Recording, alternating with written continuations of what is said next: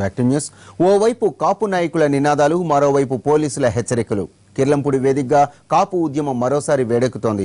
కాపు నేతల పాదయాత్రకు పోలీసులు అనుమతి నిరాకరించారు. చేస్తామని వీళ్ళు కుదరదని వాళ్ళు రివ్యూలు ఎవరు వ్యూహాలు వారు సిద్ధం చేసుకుంటున్నారు.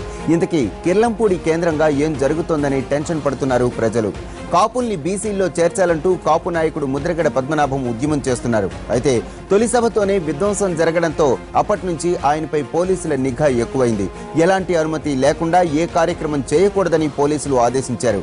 అయితే తన జాతి కోసం పోరాడుతుంటే ఇలా అడ్డుకోవటం సరికాదని అనేక సార్లు వాగ్వాదానికి దిగారు. అరెస్టులు, ఆందోళనల మధ్య ఇప్పటి వరకు కాపు ఉద్యమం కాస్త చల్లబడింది. అయితే ఈ నెల 26 నుంచి పాదయాత్ర చేయబోతున్నానని ముద్రగడ ప్రకటించినప్పటి నుంచి మళ్లీ రగడ మొదలైంది. పర్మిషన్ తీసుకోవాలంటూ ప్రభుత్వం పదే పదే చెబుతున్నా గతంలో పాదయాత్ర చేసిన ఎవరూ కూడా పర్మిషన్ తీసుకోలేదని, అలాంటిది ఇప్పుడు తాను ఎందుకు పర్మిషన్ తీసుకోవాలంటూ మొండిగా వ్యవహరిస్తున్నారు. దీంతో పాదయాత్రను ఎట్టి పరిస్థితుల్లో జరగనివ్వమంటున్నారు పోలీసులు. ఎట్టి పరిస్థితుల్లో చేసి తీరుతామంటున్నారు ముద్రగడ. అయితే నేరుగా ముద్రగడను అడ్డుకునే ప్రయత్నం చేస్తూనే తనతో పాటు పాదయాత్రకు వెళ్లాలనుకునే వారిపై పోలీసులు దృష్టి పెట్టారు.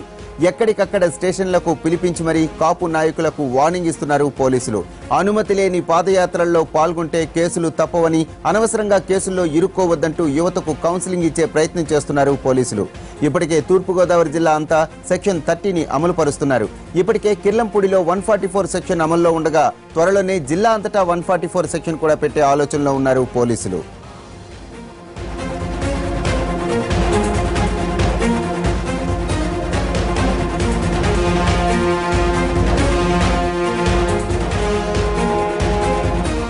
కాపు ఉద్యమంలో ఇది తన చివరి పోరాటంగా చెబుతున్న ముద్రగడ ఎట్టి పరిస్థితుల్లో పాదయాత్ర చేసి తీరుతానంటున్నాడు.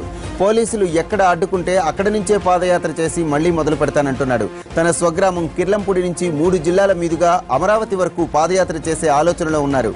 పాదయాత్ర నేపథ్యంలో తూర్పుగోదావరి జిల్లా అంతటా పోలీసులు వలయం చుట్టుముట్టింది. ముఖ్యంగా జగ్గంపేట, ప్రత్తిపాడు నియోజకవర్గాల్లో 1000 మందికి పైగా పోలీసులు మోహరించారు. జిల్లా సరిహద్దు ప్రాంతమైన తుని, రావులపాలెంలో చెక్ పోస్టులు ఏర్పాటు చేశారు. ప్రతి వాహనాన్ని క్షుణ్ణంగా పరిశీలిస్తున్నారు. మరోపక్క కొంతమంది పోలీసులు మఫ్టీల్లో ఉండి కాపులు ఎక్కువగా ఉన్న గ్రామాల్లో గస్తీ చేపడుతున్నారు. తూర్పుగోదావరి జిల్లా ఎస్పీ విశాల్ దున్ని దగ్గర నుండి పరిస్థితిని సమీక్షిస్తున్నారు. ఇక ముద్రగడ పద్మనాభం స్వగృహమైన కిర్లంపూడిలో సెక్షన్ 144 అమలు చేస్తున్నారు. ముద్రగడ ఇంటిని అష్టదిగ్బంధనం చేశారు పోలీసులు.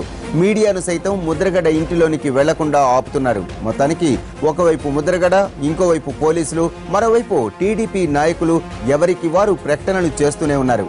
జిల్లా అంతటా జూలై 26న ఏం జరుగుతుందోనని టెన్షన్ వాతావరణం నెలకొంది.